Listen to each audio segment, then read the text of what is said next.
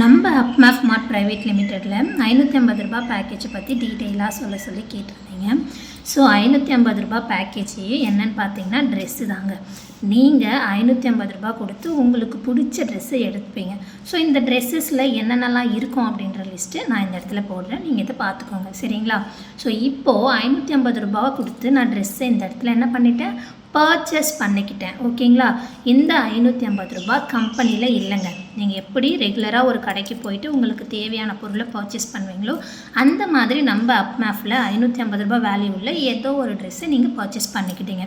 இங்கே நீங்கள் பர்ச்சேஸ் பண்ணதால் உங்களுடைய பேரில், ஓகேவா, உங்களுக்கு வந்துட்டு பார்த்தீங்க அப்படின்னா இப்போ ஃபார் எக்ஸாம்பிளுக்கு ராம் அப்படின்றவர் 550 ரூபா கொடுத்து அவருக்கு தேவையான ட்ரெஸ்ஸை எடுத்துக்கிட்டாரு. ஸோ இப்போ ராம் வந்துட்டு பார்த்தீங்க அப்படின்னா ஒரு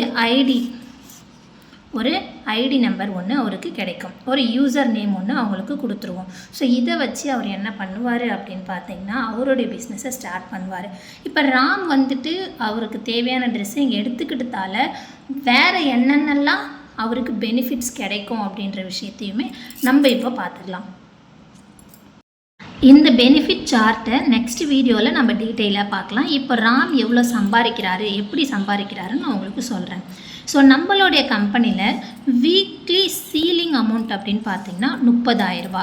இந்த வாரம் 30,000 ரூபா ராம் எப்படி சம்பாதிப்பார் அப்படின்ற விஷயத்தை தான் நம்ம பார்க்க போகிறோம்.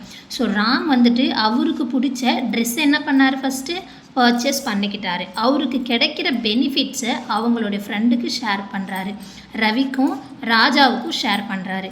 இப்போ ரவியும் ராஜாவும் சேர்ந்ததால் ராமுடைய வருமானம் அப்படின்னு பார்த்தீங்கன்னா 50 ரூபாய். என்னது, ராமுடைய வருமானம் வெறும் 50 ரூபாய் மட்டும்தானா அப்படின்னு யோசிச்சிங்களா? இதே வேலையை தான் ராம் தொடர்ந்து ஒரு கடைக்கு அவங்க ஃப்ரெண்ட்ஸை கூட்டின்னு போயிருப்பாங்க, 3 பேரும் சேர்ந்து ட்ரெஸ் எடுத்திருப்பாங்க. ஆனால் அங்கே அவருக்கு எந்த ஒரு வருமானமும் கிடச்சிருக்காது, அந்த கடைக்காரர் தான் லாபத்தை எடுத்திருப்பார், கரெக்டுங்களா? ஆனால் இந்த இடத்துல ராம் இதே வேலையை எங்கே பண்ணும் பொழுது அவருக்கு 50 ரூபாய் வருமானம் கிடைக்கிது. ரவியும் ராஜாவும் அவங்களுக்கு பிடிச்ச ட்ரெஸ் என்ன பண்ணிக்கிட்டாங்க, 550 ரூபாயில் எடுத்துக்கிட்டாங்க. இப்போ ரவிக்கும் ராஜாவுக்கும் அதே பெனிஃபிட்ஸு கிடைக்க ஆரம்பிக்குது. இப்போ இவங்க என்ன பண்ணுவாங்க, ரவி போயிட்டு அவங்க ஃப்ரெண்ட்ஸ் 2 பேர் கனிக்கிட்டையும் ரிஷிக்கிட்டையும் ஷேர் பண்ணுறாரு.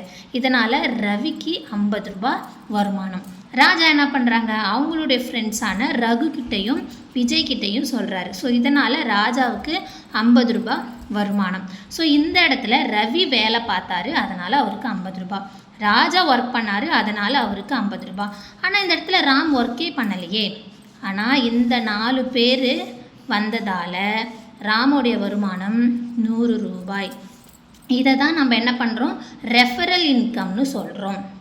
இப்போ அவர் ரெஃபரல் பண்ணதுக்கு 50 ரூபாய் எடுத்துக்கிட்டாரா? இப்போ அவங்க டீம் ஒர்க் பண்ணாங்க இல்லையா, அதுக்கான வருமானம் 100 ரூபாய் வந்துச்சு. அப்போ அவர் ரெஃபரல் பண்ணும்போது 50 ரூபாய் வருமானம் வருது. அவங்க டீம் ஒர்க் பண்ணும்போது பேசிவ் இன்கம் அவருக்கு 100 ரூபாய் வருமானம் வருது. ஸோ இந்த மாதிரி டீம் இப்படியே இருக்குமா? இருக்காது. கண்டிப்பாக கனிக்கு தெரிஞ்ச 2 பேர் ஷேர் பண்ணுவாங்க, ரிஷி ஒரு 2 பேருக்கு ஷேர் பண்ணுவாங்க, ரகு ஒரு 2 பேருக்கு சொல்லுவாங்க, விஜய் ஒரு 2 பேருக்கு சொல்லுவாங்க. ஸோ இந்த மாதிரி டீம் டெவலப் ஆகும் பொழுது இவங்களுடைய வருமானமும் என்ன ஆகும், அதிகமாகும், சரிங்களா? ஸோ யோசிச்சு பாருங்களேன், ராம் ஸ்டார்ட் பண்ணது ரவிக்கிட்டையும் ராஜாக்கிட்டையும் தான். ஆனால் இன்றைக்கி டீம் என்ன ஆகிட்டே போகுது, டெவலப் ஆகிட்டே போகுது. ரவி ஸ்டார்ட் பண்ணது கனிக்கிட்டையும் ரிஷிக்கிட்டையும் தான். ஆனால் டீம் அவருக்கும் டெவலப் ஆகிட்டே போகும், ராஜாவுக்கும் அப்படி தான் டெவலப் ஆகிட்டே போகும். ஸோ இந்த மாதிரி நீங்கள் லெஃப்டில் ரைட்டில் ஸ்ட்ராங்கான 2 டீமை க்ரியேட் பண்ணும் பொழுது உங்களுடைய வருமானம் இந்த இடத்துல வீக்லி 30,000 சம்பாதிக்கலாம், சரிங்களா? ஸோ இப்போ ராம்க்கு இந்த பக்கம் 60 பேர் வந்துட்டாங்க, இந்த பக்கம் 60 பேர் வராங்க அப்படின்னும் பொழுது அவருடைய வீக்லி இன்கம் 1 வீக் இன்கம் 3000 ரூபாய், சரிங்களா?